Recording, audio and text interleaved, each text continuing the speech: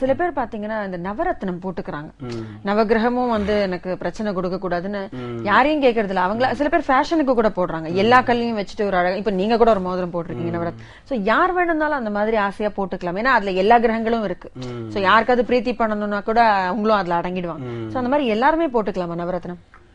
ஒருவருடைய ஜாதகத்துல ஏதாவது ஒரு கிரகம் நீச்சம் பெற்று இருந்தது அப்படின்னா அவங்க வந்து நவகிரக மோதிரம் போடுவது அவ்வளவு நல்லதல்ல. உறுதியாவே அது நல்லது பண்ணாது. மாறாக அது பகையத்தான் ஏற்படுத்தும். இப்ப நீச்சம், எந்த கிரகமே நீச்சமடையாத ஒரு ஜாதகர் நவகிரக மோதிரம் தாராளமா போட்டுக்கலாம். இந்த மாதிரி நவகிரகம் மோதிரம் போடும் பொழுது அந்த 9 நவகிரகங்களுக்கும் உண்டான மந்திரங்களை சொல்லி பூஜை பண்ணணும். எப்போ? காலையில நேரத்துல. அதாவது ஒவ்வொரு நவகிரகத்துக்கும் காலையில பிரம்ம முகூர்த்தத்துல மந்திரம் சொல்லி அந்த நவகிரகத்துக்கு பூஜை பண்ணணும். அதே நவகிரகத்துக்கு 24 மணி நேரத்துக்குள்ள, அதாவது அன்னத்தன்னைக்கு மாலையிலேயே சூரியன் அஸ்தமனம் ஆனதுக்கு அப்புறம் அந்த நவகிரகத்துடைய அதிதேவதைக்கு பூஜை பண்ணணும்.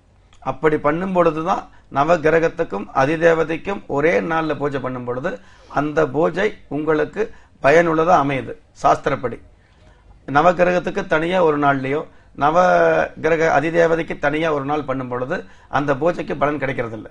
அப்ப நவகிரகத்துக்கு காலையில பூஜை பண்ணி நவகிரக அதிதேவதைக்கு சூரியன் அஸ்தமனம் ஆனதுக்கு அப்புறம் அந்த பூஜை பண்ணும் பொழுது அந்த பூஜை உங்களுக்கு பலன் கொடுக்கக்கூடிய வகையில அமையுது.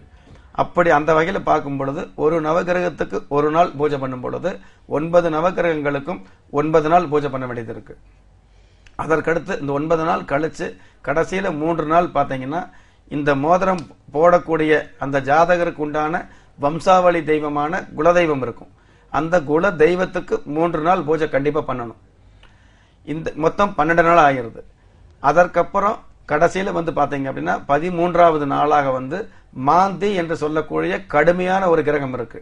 அதாவது 9 நவகிரகங்களும் கொடுக்க முடியாத ஒரு மிகப்பெரிய நன்மையை கொடுக்கக்கூடிய வல்லமை பெற்ற கிரகம் மாந்தி.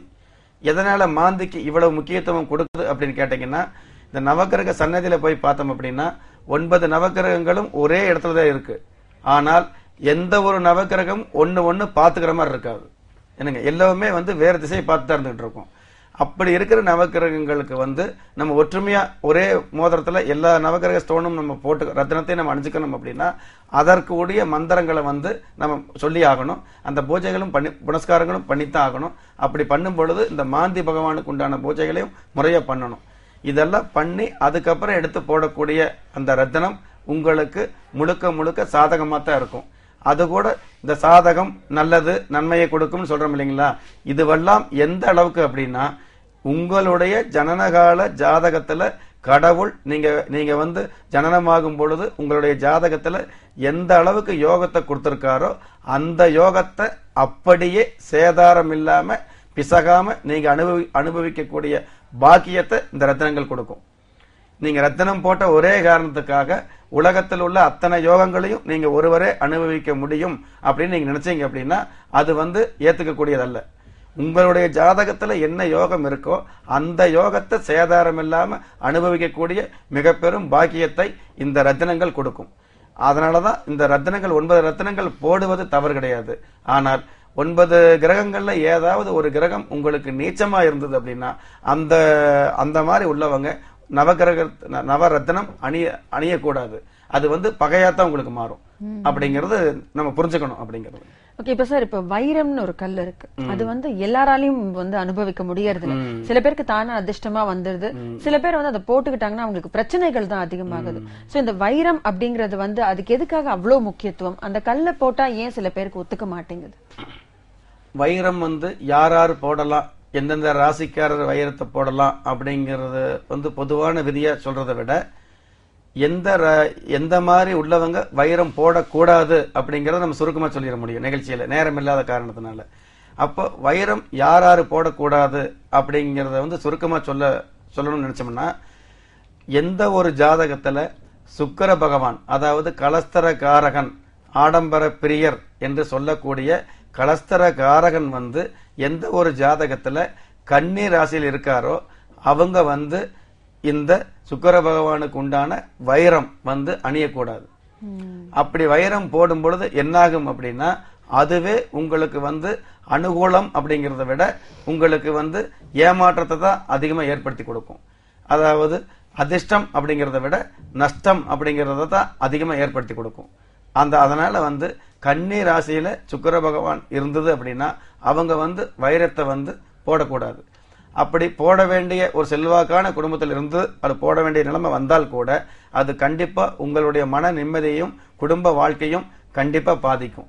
கடந்த காலங்களில் கூட பாத்தீங்கன்னா இங்க பாண்டிச்சேரியில கடந்த ஒரு 5-6 வருடங்களுக்கு முன்னாடி தேவையில்லாத ஒரு அந்த வைரத்தை வைரம் உபயோகப்படுத்தக்கூடாத ஒரு ஜாதகி அந்த வைரத்தை உபயோகப்படுத்தும் பொழுது தேவையில்லாத அந்த சுக்கிரனுக்கே உண்டான கலஸ்தரகாரனுக்கே உண்டான அந்த கெட்ட பெயர் வீண் வம்பு வழக்குகள் சந்திச்சு சின்ன வயசுலயே தன்னுடைய உயிர் பிரியறதுக்கும் தன்னுடைய வாழ்க்கை உலகத்துக்கே தெரியக்கூடிய ஒரு சூழ்நிலையும் ஒரு கஷ்டமான சூழ்நிலையும் ஏற்படுத்துச்சு.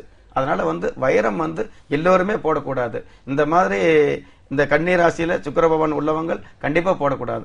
யார் போடலாம் அப்படிங்கிறதுக்கு இருக்கிற 9 ராசிகள்லயும் ஒவ்வொன்றையும் விவரிச்சு சொல்றதுக்கு ஜாதகம் பார்க்க வேண்டியதா இருக்கும்.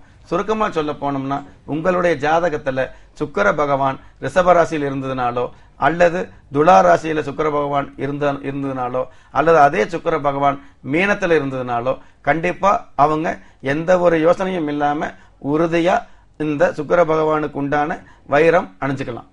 அதன் மூலமா பயன் மட்டும்தான் கிடைக்கும். எக்காரணத்தை கொண்டும் தீமைகள் நடந்துறாது அப்படிங்கிற விஷயத்த நேயர்கள் புரிஞ்சுக்கலாம். அப்படிங்கிற ரொம்ப ரொம்ப அழகா விளக்கமா சொன்னீங்க சார். நேயர்களுக்கும் புரிஞ்சிருக்கும் நம்புறோம். ரொம்ப நன்றி சார். வாழ்த்துக்களுடன் நன்றி. நேயர்களை கேட்டீங்கல்ல, வைரம் எல்லாரும் போட்டுக்க கூடாது. சோ உங்க ஜாதகத்தை கொண்டு போய் அதுல வைரம் போடலாம்னு இருந்தா வைரம் போட்டுக்கோங்க. அதே மாதிரி உங்க இஷ்டத்துக்கு போய் எல்லா கல்லையும் வாங்கி போட்டுக்காதீங்க. உங்க ஜாதகத்தை பார்த்து அதுக்குண்டான பூஜைகளை செஞ்சு அப்புறமா கல்ல போட்டுக்கோங்க. நிச்சயம் பலன் உங்களுக்கு கிடைக்கும். மீண்டும் அடுத்த வாரம் சந்திக்கிறோம். அதுவரை நன்றி, வணக்கம்.